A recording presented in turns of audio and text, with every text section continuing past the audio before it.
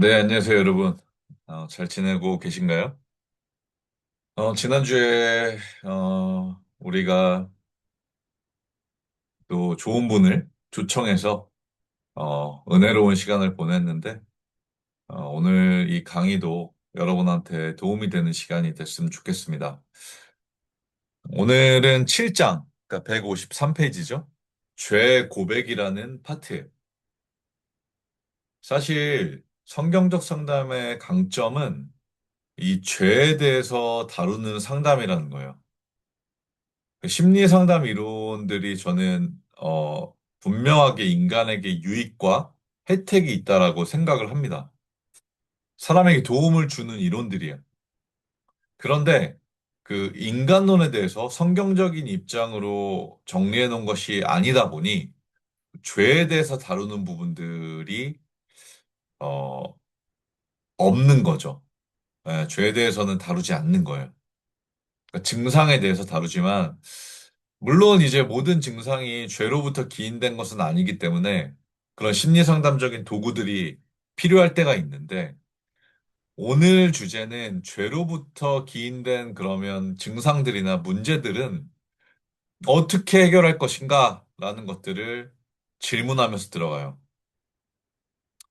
이제 우리가 중요하게 꼭 기억해야 될 부분은 죄로 인해서 어떤 마음과 몸에 병이 생길 수 있다라는 그 성경적인 그 내용을 근거로 상담을 진행할 필요성이 있다는 거예요. 그래서 이제 우리가 153쪽에 보면 이 말씀으로 시작하죠. 잠언 28장에 자기의 죄를 숨기는 자는 형통치 못하나 죄를 자복하고 버리는 자는 불쌍히 여김을 받는다라는 이 말씀으로 이제 시작을 하는 거예요. 이 말씀은 명확하고 간단해요. 자기의 문제를, 자기의 죄를 하나님께 고백하는 게 중요하다는 거예요. 자기의 죄의 문제를 숨기고 감추면 불행과 패배와 멸망이 찾아온다는 거예요. 이 경험들을 우리가 우리 스스로도 아마 해봤을 거라고 생각해요. 우리가 죄의 문제에 노출됐을 때 실제로 우리의 마음과 또 우리의 정신에 어떤 영향이 나타나는지 우리 크리스찬들은 잘 알 거라고 생각해요. 그래서 야고보서 5장 14절에 야고보가 병은 죄에서 생길 가능성이 있다라고 가르친 것에는 의심할 여지가 없다라고 이제 이야기하는 거예요. 그랬을 때 야고보가 병든 크리스찬들에게 어떤 것을 요구했죠? 교회의 장로들을 부르라고 지시한 거예요.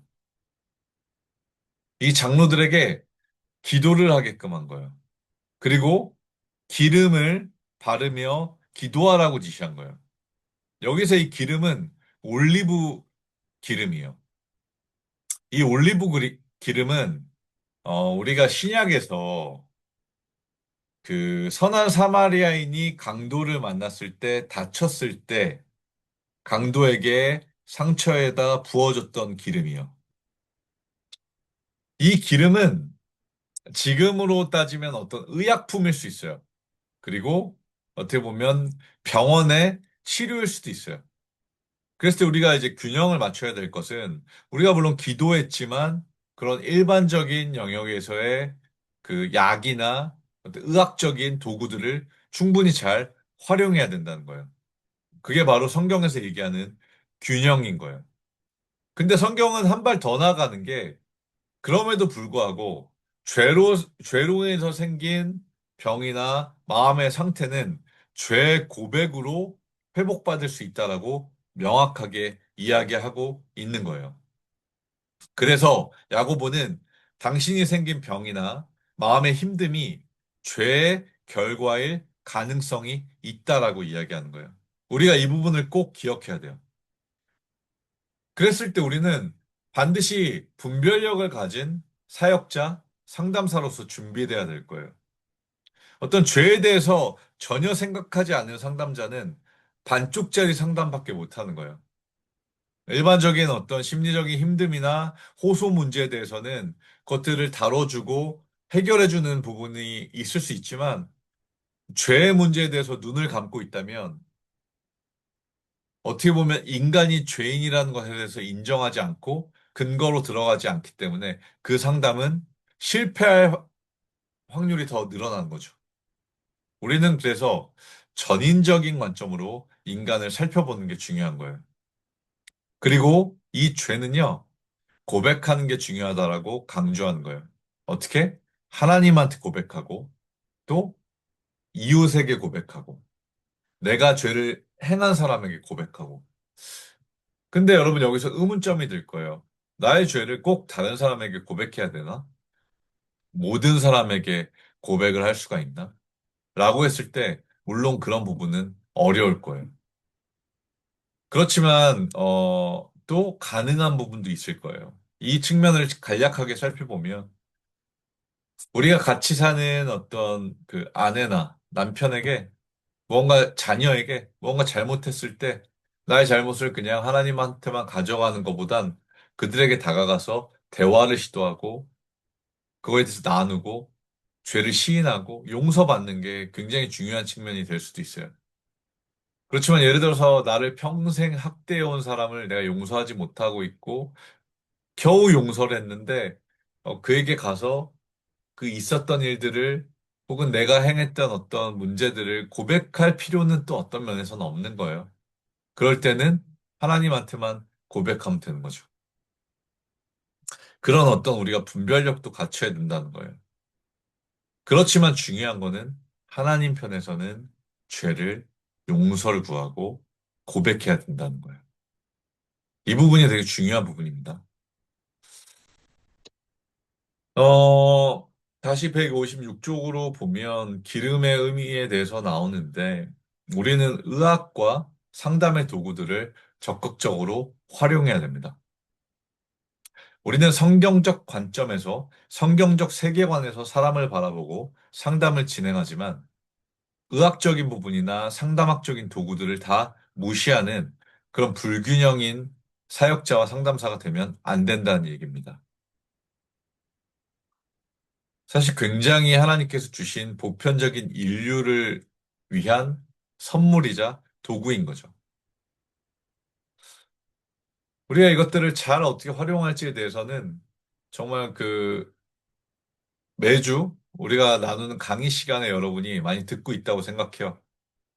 심리학적인 많은 도구들을 어떻게 사람에게 적용할지에 대해서 제가 실제적으로 많은 사례를 주고 또 가르쳐 드리면서 그런 부분들을 여러분한테 적용할 수 있게 도와주잖아요. 그런 부분들도 우리가 좋은 도구로 가지고 있어야 된다는 거예요. 그리고 157쪽에 보면요. 모든 병은 그렇지만 죄와 관련된 것만은 아니다라는 것들을 명시하고 있는데요. 이 부분은 중요한 부분이죠. 우리가 모든 병이, 모든 심리적인 고통이 저건 죄 때문이야라고 한다면 그것 또한 굉장히 편협한 방식의 해석이고 진단일 수 있어요. 죄의 문제일 수도 있지만 그렇지 않은 경우도 성경에도 나오죠. 바로 욥과 같은 경우. 또 찾아보면 우리가 인생에서 어떤 고난의 문제로 힘들 수도 있고 또 다양한 환경의 문제, 또 성경적으로 보면 이유 없는 어떤 고통들, 또 사탄 마귀들의 방해, 이런 여러 가지 부분들로 인해서 우리가 그 고통을 계속해서 경험할 수 있고 짓눌릴 수가 있는데 그런 것들을 모두 다 죄로 이렇게 파악하고 진단하면 그것 또한 편협하다는 거예요. 그래서 158쪽에 모든 병은 죄의 결과라고 말할 수는 없다. 그렇지만 성경에서 얘기하는 것은 또 많은 부분의 병과 질병과 고통은 죄로 인합니다. 그래서 고린도전서 11장 30절에는 고린도 교회 성도들은 주의 몸을 분별치 못하고 먹고 마셨기 때문에 약한 자와 병든 자가 많았고 죽은 자가 많았다라고 써 있는 거죠. 어떻게 보면 하나님께서는 병을 이 고통을 징벌의 채찍으로 사용하시면 분명하죠. 어떻게 보면이 아니라 분명하고 그것들을 사용하시는 거예요. 그래서 죄로 인한 것들은 병 낫기를 위해 서로 기도하라고 하는 거예요. 그렇기 때문에 우리는 병든 자들을 잘 분별해서 저게 어떤 문제인지 진단해서 죄의 문제라면 그 죄를 회개할 수 있는 상담으로 이끌어가는 것이 중요한 거예요. 첫 번째로는 그 죄를 하나님께 고백하게 해야 되는 거예요. 죄를 고백하는 연습은 하나님께 어떻게 보면 대화이고 커뮤니케이션의 수단이죠. 근데 사실 많은 사람들이 하나님께 기도로 대화하는 법을 또 힘들어하고 어려워하는 경우가 많아요. 필연적으로 커뮤니케이션은 어, 하나님과 잘 못하는 경우에 인간이랑도 잘 못하고요. 또 다른 사람이랑 잘 못할 때 하나님과도 어려워져요.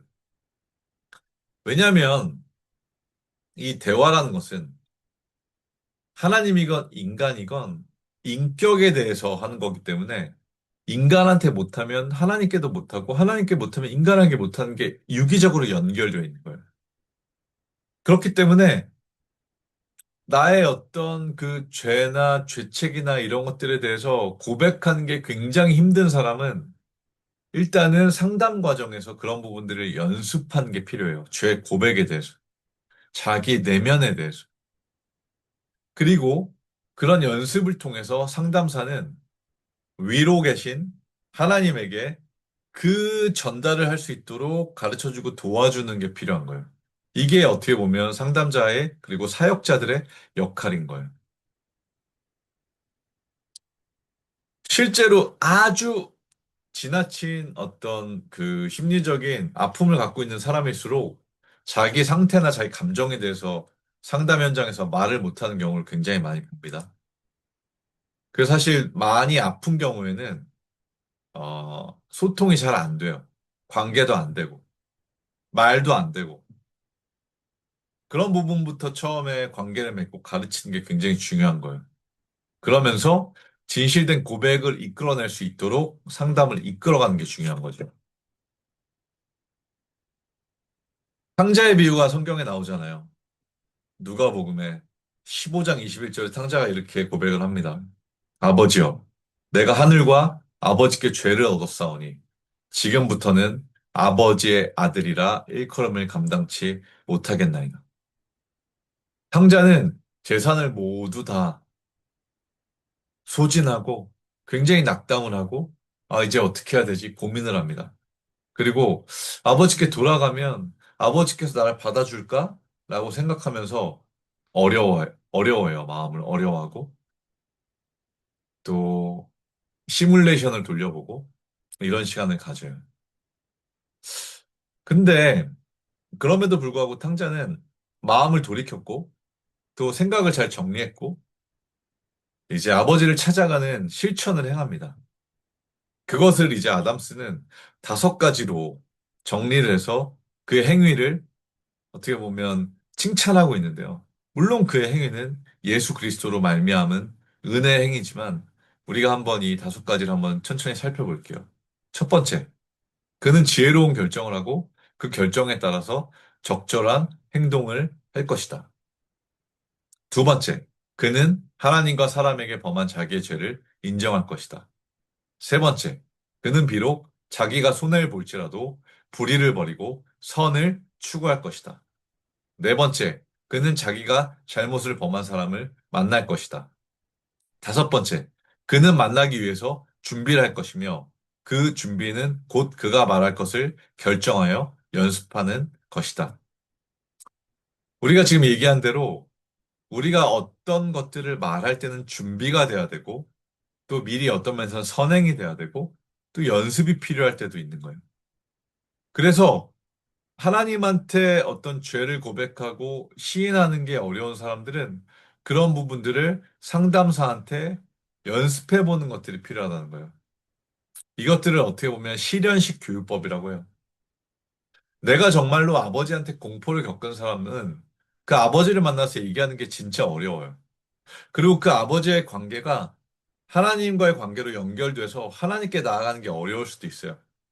그럴 때는 상담사가 그 아버지의 역할을 해줘서 이 내담자가 상담사한테 말을 해볼 수 있도록 연습시키는 거예요. 정말 힘들었던 거, 울분, 분노, 억울함, 이런 것들을 표현해 볼 수 있게 도와주는 거예요.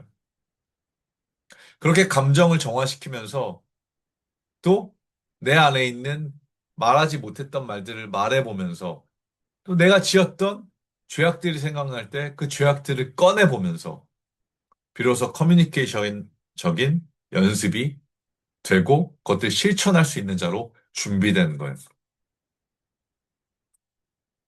중요한 부분은요, 우리가 힘든 사람들을 상담할 때 그 사람들을 연민으로 느껴서 그 사람들이 너무 불쌍해 보이고 너무 힘들어 보여서 실제로 그 사람이 갖고 있는 죄에 대해서 다루지 않을 때가 많아요. 혹은 죄에 대해서 과소평가할 때가 많아요. 근데 여러분, 작은 죄에 대해서 과소평가하게 되면 그 죄는 반드시 크기가 커지고 확장되고 또 다른 죄로 연결되고 그런 습성이 있기 때문에 우리가 이 민감한 양심을 가지고 작은 죄부터 하나님 편에서 고백하고 다루어 나가는 게 중요한 거예요. 그래서 죄에 대해서는 과소평가하면 안 되는 거예요. 네. 별거 아닌 걸로 치부하고 넘기면 안 되는 거예요. 내가 별거 아닌 걸로 치부하고 넘기는 것들이 나에게 계속해서 지속적으로 안 좋은 영향을 미칠 수 있고, 나를 찾아오는 사람에게 그 문제로 인한 사실 해결되지 않은 문제가 될 수 있다는 거예요. 어려움이 될 수 있다는 거죠. 그래서 중요한 부분은 아담스가 얘기한 것은 죄를 과소평가하지 마라. 그 164페이지에 심신의 병이라는 파트로 가면요. 이게 뭐냐면 우리가 죄를 짓고 또 양심에서 말하는 요구하는 대로 행하지 않았을 때, 또 말씀에 어긋난 것을 했을 때 빨간 사이렌이 우리 마음에서 울리죠. 어떻게 보면 심리적 불안이나 긴장감이나 두려움이나 고통이 심화되죠. 근데 그 고통이 심리적인 고통으로만 끝나는 것이 아니라 육체적인 것과 연결돼서 육체에 나타나는 거예요. 시편 32편에서 1절, 2절에서 다윗은 이렇게 이야기합니다. 허물의 사함을 얻고 그 죄의 가리움을 받은 자는 복이 있도다. 마음에 간사함이 없고 여호와께 정죄를 당치 않은 자는 복이 있도다. 시편 32편은 영과 육의 근심이 죄에서부터 비롯되고 그것들은 마음뿐만 아니라 몸도 상하게 했다라고 이야기하는 거예요. 그래서 다윗은 이렇게 얘기하죠. 내가 토설치 아니할 때, 즉 죄를 고백하지 아니할 때 내 뼈가 쇠하였도다. 이 말은 죄가 얼마나 많은 부분 심신에 또 내 육체에까지 영향을 미치는지 알려주고 있는 거예요. 다윗은 이렇게 얘기하는 거예요. 내 몸이 내 뼈가 부서질 것 같이 고통스럽다. 내 몸은 아프다, 힘들다. 나의 마음은 물론이거니와 나의 전신이 고통으로 신음하고 있다. 이것은 죄의 억압과 긴장이 인간을 짓누를 때 그 인간에게 영향이 엄청나게 많이 미친다는 거예요. 마치 정말 썩는 것 같은 고통을 내 육체가 느끼고 있다는 거예요. 그래서 이렇게 얘기하는 거예요. 시편 38편 3절에 주의 진노로 인하여 내 성한 곳이 없사오며 나의 죄로 인하여 내 뼈에 평안함이 없나이다. 극심한 고통을 호소하는 거예요. 그래서 우리는 어, 영혼육이 전인으로 이어져 있다는 부분을 반드시 기억해야 돼요. 마음과 몸은 연결되어 있는 거예요. 그리고 죄를 지으면 마음이 불안하고 고통이 심화되겠지만 그것들은 신체적인 증상에서도 반드시 나타나는 거예요. 그래서 여러분이 한번 점검해 보셔야 돼요. 내가 해결해야 될 죄가 있는가? 아니면 그렇지 않은가? 기도하면서 하나님 편에서 살펴보셔야 되는 거예요. 물론 어떤 그 성격적인 강박은 좀 조심해야 될 필요가 있어요. 내가 이미 회개한 죄는 하나님이 씻어주시고 기억하지 않는다고 하셨는데 그 죄를 반복적으로 계속 고백하고 계속 때밀듯이 빡빡 닦는 것은 그 강박증적인 것이 심리적인 상태가 종교적으로 옮겨왔다고도 우리가 볼 수 있을 거예요. 그런 부분은 우리가 반드시 주의해야 됩니다. 그렇게 할 필요는 없는 거예요. 167종에 이제 우울증이라는 것을 보면 이런 어떤 죄의 작용들이 인간의 마음과 몸에 영향을 미칠 때 어떻게 보면 우울증이라고 하는 증상처럼 보일 수 있다는 거죠.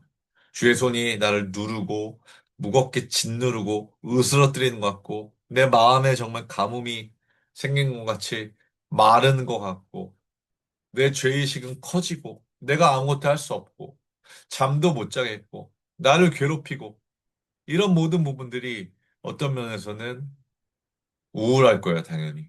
힘들 거예요. 그래서 우리의 증상이요.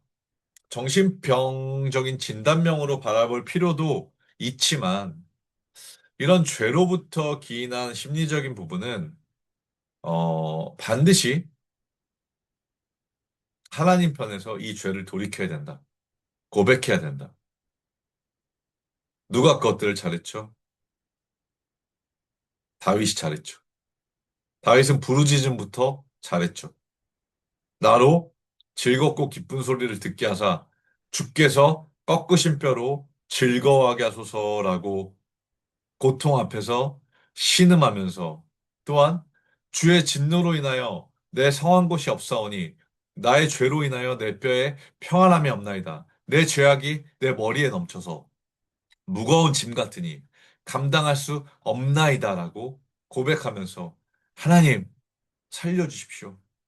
제가 제 죄로 인해서 신음합니다. 제 죄를 고백합니다. 라고 외치는 거예요. 주여, 나의 모든 소원이 주의 앞에 있사오며 나의 탄식이 주의 앞에 감추이지 아니하나이다. 라고 절망 속에서 몸부림친 거예요. 내가 넘어지게 되었고 나의 근심이 항상 내 앞에 있사오니 내 죄악을 고하고 내 죄를 슬퍼함이니라라고 주님 앞에 정직하게 털어놓기 시작한 거예요. 그때 회복이 시작됩니다. 다윗은 시편 32편에서 이것들을 이야기하죠. 내가 이르기를 내 허물을 여호와께 자복하리라 하고 주께 내 죄를 아뢰고 내 죄악을 숨기지 아니하였더니 곧 주께서 내 죄악을 사하셨나이다. 고백은요, 범죄한 것을 인정하는 것이고요. 자백하는 것이요. 이렇게 주님 앞에 자백하는 것은 책임을 전가하는 것이 아니라 그 책임을 내가 지는 것이고 하나님께 맡기는 것이요. 이런 고백할 때 승리가 일어나고 다시 회복이 시작되는 거예요. 그래서 이런 고백은요, 성경적 상담의 결정적인 요소가 되는 것입니다.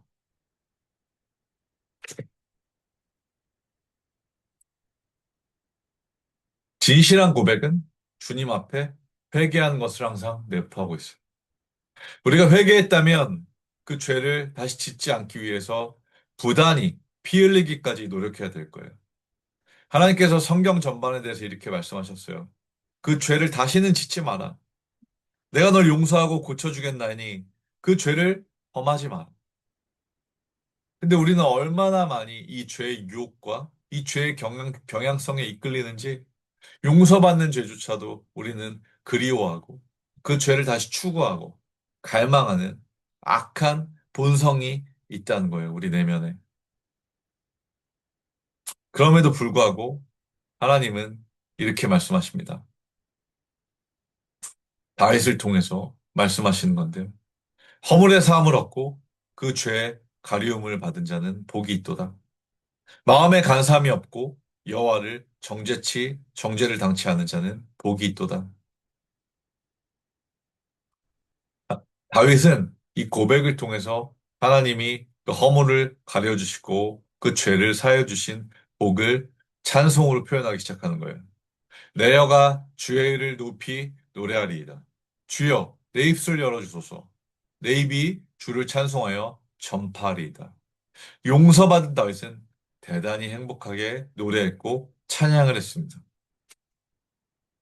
그러면 다윗은 이 다윗의 용서와 또 이 고백과 죄사함은 다윗의 경험에서 끝이 나냐? 그렇지 않았다는 거예요. 175쪽에 보면 다른 사람을 상담하고 권면하는 자리까지 나왔다는 거예요. 시편 32편 후반부에 다윗은 이렇게 얘기합니다. 내가 너의 갈 길을 가르쳐 보이고 너를 주목하여 훈계하리로다. 너희는 무지한 말이나 노새같이 되지 말지어다. 그것들은 자갈과 굴레로 단속하지 않냐면 너에게 가까이 오지 아니하리로다. 라고 이야기하면서 다른 사람이 죄에 빠지거나 낙심하거나 권면이 필요할 때 자기의 은혜 받은 경험을 통해서 회복시켜주는 일까지 하는 거예요. 이게 우리가 지난번에 이야기한 어떤 뭐죠?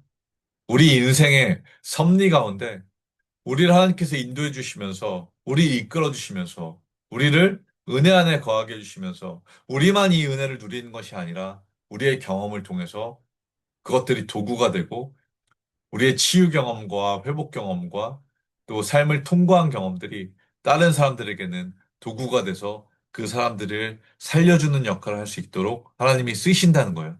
우리는 반드시 그 자리까지 나가야 된다는 거죠.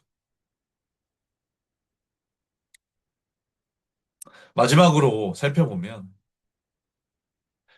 176쪽, 117쪽에 보면 부모가 자녀 상담에서 많이 실패하는 이유에 대해서 나와 있는데 부모가 그런 본을 잘 보이지 않는다는 거예요.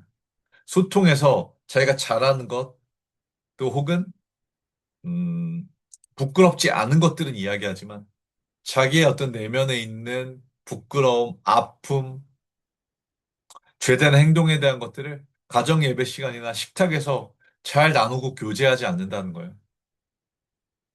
그런 진정한 소통이 부재됐기 때문에 자녀들은 부모가 하는 것처럼 내 마음을 나누는 것들을 배우지 못하고 하나님께 진실된 기도를 할 수 있는 자녀로 성장하는데 어려움을 겪는다는 거예요. 이 고백은요, 일상생활에서부터 대화를 통해서 가족과의 관계를 통해서 연습돼야 되는 것이라는 말입니다. 마지막으로 다윗은요, 이렇게 권면을 합니다. 다윗의 권면을 한번 읽어드리면서 강의를 마무리할 텐데요. 잘 들어보시면서 여러분에게 적용하시길 바랍니다. 하나님께 내 죄를 고백하는데 실패한 무지하고 어리석은 나처럼 되지 말라. 하나님께 기꺼이 나아가라. 고백을 강요할 때까지 기다리지 말라. 나는 어리석게도 죄를 숨겼으며 하나님의 손이 나를 무겁게 누르시고 내 몸이 죄 때문에 무섭게 쇠약해지며 나의 영혼이 슬픔에 잠기고 나단 선지자를 만나서 책망을 받은 후에야 비로소 죄를 고백했다. 너희는 이렇게 하지 말고 자원해서 기꺼이 하나님 앞에 나아가라. 그렇게 되면 너희는 죄를 용서받는 축복을 누릴 것이며 주 안에서 기뻐하며 즐거하며 즐거이 외칠 것이다. 이 진리의 말씀을 여러분 마음 깊숙이 담아두시고요. 다시 한번 여러분이 균형 잡힌 상담사, 사역자가 되는 길은 죄의 문제를 반드시 기억하고 죄를 다루는 사람이 될 수 있다는 사실을 잊지 않으셨으면 좋겠어요. 물론 야고보에서 기름을 사용했듯이 우리는 일반 은총과 여러 가지 좋은 도구들을 모두 다 같이 활용하는 자들로 분별력 있고 균형 잡히게 살아가야 될 것입니다. 그렇지만 가장 중요한 하나님을 중심에 두고 사람을 만나고 그 사람을 대할 때 우리는 전인을 다루는 자로서 하나님께서 쓰실 것이고 그런 자로 성장시켜 주실 것이라는 것을 믿음으로 믿고 나아가야 될 것이라고 생각합니다. 네. 아무쪼록 오늘 강의는 여기서 마치고요. 또 다음 시간에 새로운 내용으로 뵙도록 하겠습니다. 감사합니다.